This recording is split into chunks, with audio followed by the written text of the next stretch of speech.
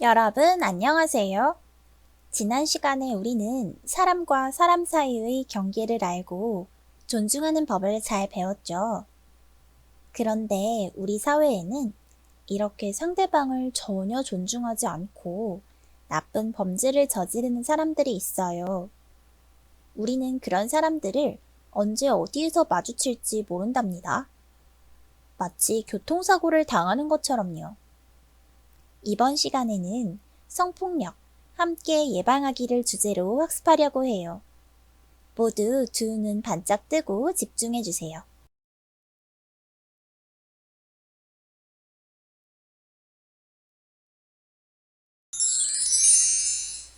학습 목표입니다. 성폭력의 개념을 알 수 있다. 성폭력 위험 상황을 알아보고 대처 방법을 실천할 수 있다. 여러분이 만약 다음 그림과 같은 상황에서 부탁을 받았다면 어떻게 해야 할까요?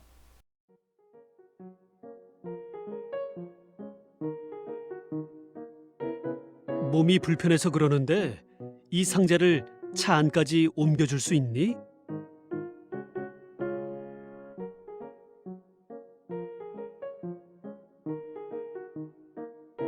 이 책을 교무실로 가지고 가야 해. 차에서 꺼내게 좀 도와줄래?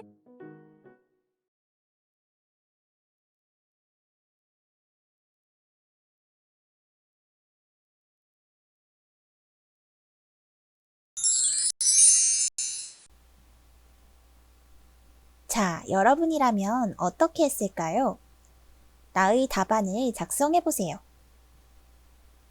몸이 불편하신 것 같으니 도와줄 수 있는 다른 어른을 데리고 올게요.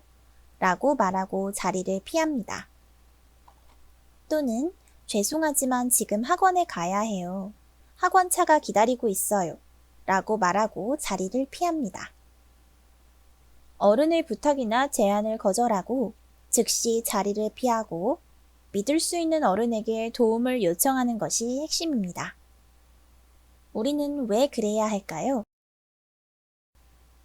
그 이유는 우리 사회에는 아이들을 진정으로 아끼고 소중히 여기는 사람들만 있는 것이 아니기 때문이에요.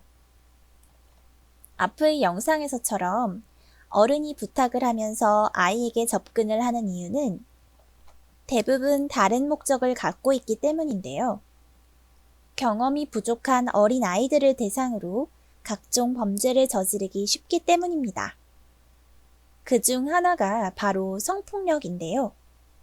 성폭력이란 상대방의 동의 없이 강제로 몸을 만지거나 자신의 몸을 보여주거나 성적인 말이나 행동으로 상대방이 수치심이나 굴욕감을 느끼게 하는 언행을 말합니다. 수치심이라는 건 내가 상대방으로부터 거부되고 조롱당하고 노출되고 내가 존중받지 못한다는 고통스러운 정서를 말해요. 굴욕감이라는 것은 상대방에게 억눌려 업신여김을 받아 창피한 느낌이에요. 그러니까 상대방의 성적인 말과 행동으로 인하여 내가 수치심과 굴욕감을 느낀다면 그것은 성폭력이에요. 우리는 자신과 다른 사람을 이해하면서 존중하고 배려하며 함께 살아가야 해요. 그렇지 않으면 사회가 큰 혼란에 빠지고 모두가 불행한 세상이 되어버릴 거예요. 그래서 우리는 법을 만들어 약속했어요. 우리 모두에게는 성인권에 근거한 성적 자기결정권이 있고 이를 존중하자고요. 성인권이란 모든 사람이 공적, 사적 영역에서 차별이나 침해를 받지 않고 법이 보호하는 모든 권리를 보장받으며 성적 주체로서의 행복을 추구할 권리예요. 성적 자기결정권이란 자신의 의지나 판단에 따라 자율적이고 책임있게 성적 행동을 결정하고 선택할 권리를 말해요. 헌법 제10조 인간의 존엄과 가치, 행복을 추구할 권리를 그 근거로 하고 있습니다. 그러나 일부 잘못된 성 가치관을 가진 사람들로 인하여 소중한 성적 자기결정권을 침해당하는 경우 성폭력이 되는 거예요. 어떤 상황들이 있을 수 있는지 살펴보고 어떻게 대처해야 할지 생각해 봅시다. 친구가 허락 없이 내 몸을 만져요. 어떤 곳을 만지든 허락 없이 내 몸을 만진다면 성폭력이 될 수 있어요. 친구가 함부로 내 몸을 만져서 기분도 나쁘고 화가 나요. 그럴 때 어떻게 해야 할까요? 싫다고 분명하게 거절 의사 표시를 합니다. 불쾌하다고 말이에요. 그런데도 계속 만진다면 어떻게 해야 할까요? 즉시 그 자리를 피하고 선생님께 도움을 요청합니다. 믿을 수 있는 어른에게 꼭 말하세요. 아는 사람이 데려다 주겠다고 하며 차에 태우려고 합니다. 평소에 인사를 하던 어른이더라도 단둘이 차를 타는 것을 피하도록 합니다. 가는 방향이 다르다고 정중하게 거절합니다. 친구들이 지금 기다리고 있다고 말하고 절대 차를 타지 않습니다. 혼자 엘리베이터를 탔는데 갑자기 낯선 사람이 타서 엘리베이터 안에 단둘이 있는 상황이 되었다면 어떻게 할까요? 무언가 기분이 이상하고 위험한 느낌이 든다면 가까운 층에서 바로 내리고 다음 엘리베이터를 탑니다. 위급한 상황에서 비상벨을 즉시 누를 수 있는 위치에 가서 서 있는 방법도 있겠습니다. 길을 가던 어른이 나에게 도움을 요청한다면 다른 어른에게 도와달라고 부탁하도록 해요. 어른은 어린이에게 도움을 요청하지 않습니다. 학원에 가야 한다고 말하고 즉시 자리를 피합니다.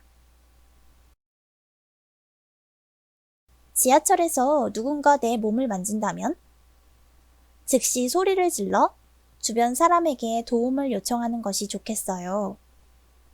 너무 놀라서 목소리가 나오지 않고 부끄러워 말을 못하겠다면 어떻게 할까요? 우선 마음을 진정시키고 침착하게 믿을 수 있는 어른에게 도움을 요청하세요. 여러분의 머릿속에 바로 떠오르는 어른이 있나요? 바로 전화를 걸거나 문자 메시지로 도와달라고 요청합니다. 지하철 칸 번호와 방향을 알려주며 신고하도록 합니다. 불쾌한 느낌이 든다면 즉시 불쾌함을 표시하는 것이 중요합니다. 내 친구를 누군가가 끌고 가려고 한다면 즉시 주변 사람에게 도움을 요청합니다. 주변에 사람이 있다면 도와주세요. 큰 소리로 외치세요. 성폭력은 주로 아는 사람에 의한 피해가 많은데요. 아는 사람은 의심하지 않고 믿기 때문이에요. 성폭력의 한 종류인 그루밍 성폭력을 알아볼게요. 그루밍은 다듬다, 길들이다 라는 뜻이에요. 말을 기르는 마부가 말과 친해지기 위해 털을 빗어주는 것을 그루밍이라고 하는데요. 마부의 이러한 행동으로 신뢰를 쌓아 말이 자신의 명령에 복종하게 하는 것입니다. 동물에게 쓰는 말을 왜 사람에게도 쓸까요? 주로 가해자가 피해자보다 경험이 많은 상급자 또는 고령자인데요. 가해자는 성적으로 괴롭힐 피해자를 정한 뒤 오랜 기간 자주 마주치고 친한 친구가 되어주며 친밀해지기 위한 다양한 행동으로 피해자를 길들입니다. 이 과정을 통해 피해자는 가해자에게 호감을 느끼고 신뢰하게 되어 성폭력을 인식하지 못하는 상태가 됩니다. 그루밍에는 단계가 있어요. 먼저 가해자는 성적으로 괴롭힐 피해자를 정합니다. 가해자는 주로 가족이나 친구와의 관계가 원만하지 못하거나 학업 스트레스로 인해 우울과 불안으로 일탈 행동을 하는 청소년을 발견하고 취약한 상태인 것을 알게 됩니다. 그리고 피해자의 약점을 알고 피해자에게 필요한 것을 파악해 이야기를 들어줍니다. 신뢰를 얻기 위해서요. 그리고 피해자의 욕구를 충족시켜줍니다. 피해자가 만약 정서적으로 불안하고 외로워한다면 자주 만나서 이야기를 들어주고 함께 놀아줍니다. 또 피해자가 경제적으로 어렵다면 장난감이나 여러 가지 선물을 주기도 하고요. 이런 일이 자주 반복되다 보면 피해자는 가해자에게 의존하게 되겠죠. 피해자가 여러 이유로 보호자나 친구들과 계속해서 떨어져 있는 상황이 생긴다면 피해자는 사회적으로 고립되기 쉽습니다. 그 이후 가해자는 피해자와의 관계를 성적으로 만들기 시작하는데요. 이미 가해자에게 의존하고 있기 때문에 가해자가 자연스러운 신체 접촉을 유도하는 등의 행동을 해도 피해자는 거절하기 쉽지 않기 때문에 가해자가 피해자를 성적인 관계로 만들기 쉬워지는 것입니다. 이해가 되었나요? 그렇다면 이제 그루밍 과정의 영상을 보고 나에게 이런 일이 발생하면 어떻게 해야 할지 생각해 보겠습니다. 안녕. 학교 가니? 네, 안녕하세요. 그날 오후 아이스크림 하나 먹을래? 고맙습니다. 다음 날 학교 가는구나. 잘 다녀와라. 참 친절한 아저씨구나. 며칠 뒤 어디 다녀오세요? 강아지가 아파서 병원에 다녀오는 길이야. 집에 2마리가 더 있단다. 언제 놀러 오렴? 며칠 뒤 놀이터. 우와, 정말 귀여워요. 강아지 목욕 시간이네. 아저씨 집에 가서 도와줄래? 아저씨 집. 도와줘서 고맙다. 너 참 예쁘구나. 한번 알아봐도 될까? 내가 좋아서 그래. 하지 마세요. 나는 내가 좋은데. 좋아하니까 만지는 거야. 그러니까 너와 나의 비밀로 하자. 이 비밀을 지켜야 할까? 어떻게 해야 하지? 예시 답안입니다. 좋은 사람이라고 생각했어도 나의 동의 없이 내 몸을 만지는 것은 안 된다. 바로 싫다라고 말하고 확실하게 거절해야 한다. 처음에는 모르는 사람이었는데 자주 마주치게 되고 칭찬해주고 나에게 무엇인가를 자꾸 준다면 반드시 의심을 해야 한다. 비밀이라서 말하지 말라고 했지만 믿을 만한 어른들에게 말해야 한다.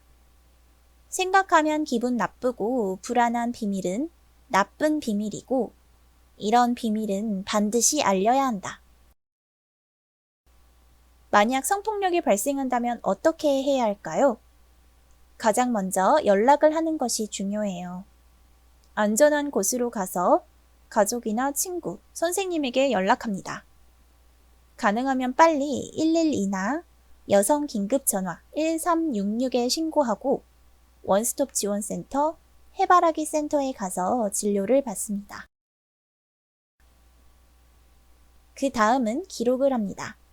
성폭력 당시 주변 상황이나 가해자에 대한 내용을 그림이나 글로 자세히 적어둡니다. 가해자를 찾아 처벌하기 위함이에요. 증거를 남깁니다. 성폭행을 당했다면 병원 진료를 받기 전까지 성폭행의 모든 증거를 남겨둡니다. 입었던 옷, 소지품 그대로 보관하고요. 옷을 종이 봉투에 넣습니다. 플라스틱 백이나 비닐 봉투에는 넣지 말고요. 샤워, 목욕, 질세척, 손 씻기, 현장 청소를 하지 않도록 합니다. 음식을 먹거나 음료수를 마시지 않고 진료받도록 합니다. 성폭력 피해를 입었을 때 도움을 받을 수 있는 기관이에요. 연락처에 저장해 두었다가 필요한 상황에서 꼭 연락하세요.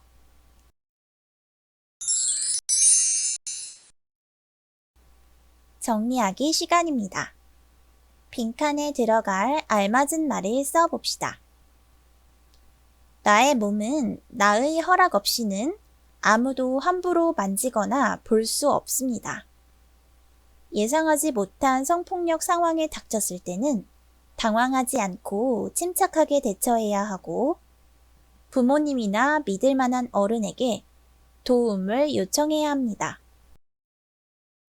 저거 들는데 너무 무거워서 혹시 같이 가줄 수 있어? 어른한테 부탁하세요. 힘 없어요. 힘이 없어? 아 그래? 그러면은 화장실까지 같이 가줄 수 있어? 이모 여기 화장실 어딘지 모르는데. 근데 저기 있어요. 어디? 같이 가줄 수 있어? 아니요. 이모 나쁜 사람 아니야. 가볼게요. 어디 가는 거야? 이모랑 같이 가자.